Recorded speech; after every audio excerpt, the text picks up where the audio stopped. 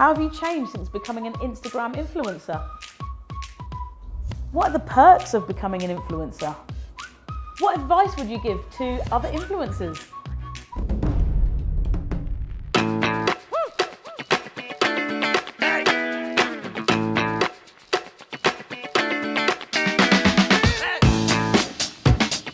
My name is Lonie Edwards and I started the first pet influencer agency in 2015.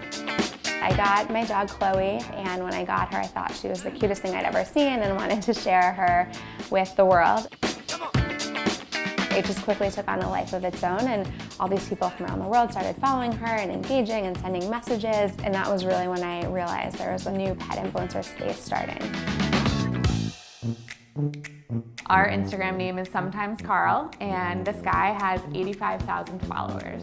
I'm Sigrid Nielsen, and this is Sprout, otherwise known as Brussels Sprout, and he has 114,000 followers on Instagram.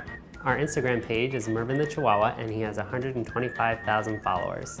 So before we had joined the dog agency, we were getting requests for paid posts, things like that, and I didn't really know how to navigate that. There was no central hub pulling together this new and growing pet influencer space. So brands were sending DMs to hundreds of pets, hearing back from a fraction of them. Once they got beyond that initial outreach and were sending contracts, the humans behind these pets have full-time jobs, they're not checking their dog's email regularly.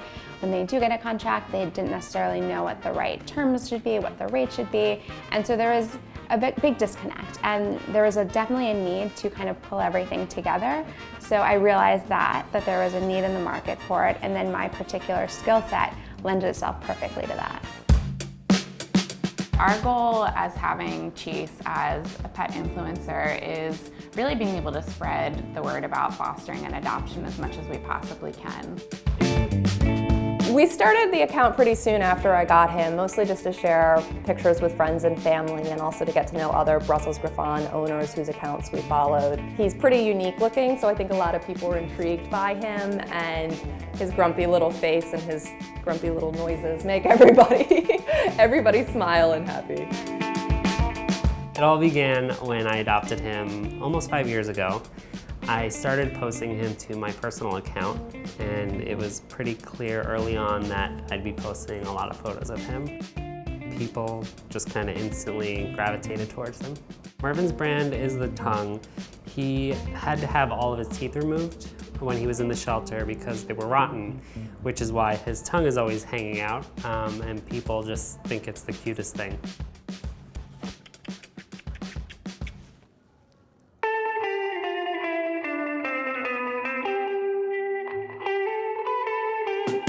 Getting pets into human brands was the biggest challenge when I started the agency. I would go to beauty companies and say, let's have this dog promote your lipstick, and they would look at me like I was crazy. And it's all about coming out with a story that makes sense. So with beauty brands, it's often cruelty-free brands, so they don't test on animals, so it's associating that brand with that pet, and that messaging is so powerful. Pet influencers are super valuable because they come with all of the benefits of traditional human influencers, which is the eyeballs and the community that cares what they have to say, but they have all these extra plus factors that you don't get with humans. So their content tends to perform better. Looking at pet photos raises your endorphins. People associate those positive feelings with a given brand partner. Pets are safe, they're not going to get drunk at parties or say something politically charged or offensive. And they work for everyone and anyone, doesn't matter age, gender, location. People love pets. We've done something with Ralph Lauren, we've worked with Facebook Watch recently, we've worked with Google, the Ritz-Carlton, Shutterfly. We've had a chance to partner with some really neat brands, it's been fun. When we're looking at new potential clients, we need them to have a minimum of 50,000 followers, that's the floor.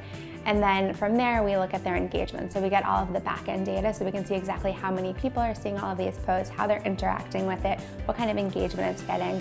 So we want to make sure that the engagement is overperforming. And then from there, we interview the owner and the pet. We offer a lot of services at the dog agency. We are a talent management company, so we come in as the manager to all of our clients. So we handle all of their brand partnerships, we advise them, we help them think about how to grow their brands, we help them think about what makes sense for them to do next, whether it's getting a book deal or starting a merchandise line. Behind the pet is the human who has a job and needs to find time to create all of this content with their pet, bring their pet to appearances. And so it's definitely a juggling act. Ready, buy it. It is very competitive. I feel like there's definitely like an oversaturation of pet accounts. I did feel for a time the pressure of it, thinking about, oh my God, National Donut Day is coming up. What is Mervin gonna do for National Donut Day? And then, every day is something. A lot of work goes into creating these brands around these pet influencers and staying with it and creating content regularly. People think, oh, you just snap a cute photo of your dog, you put it on, you're making millions of dollars, and that's not anywhere close to the truth. So it takes a lot of work, and with a pet, they're not a human, so as much as they are like humans, they're still harder to communicate with. Advice to creating a pet influencer. So step one is making sure that your pet wants to do it. Wolfgang2242 is one of our clients. He has almost 1 million followers. He only posts about once a week.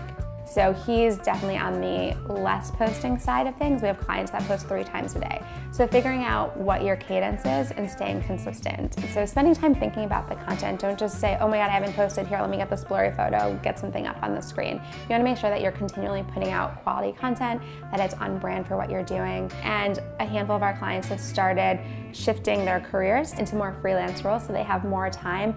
We also have clients that have started doing this full time because they have millions of followers and they're able to make enough money from it that it is their full-time job.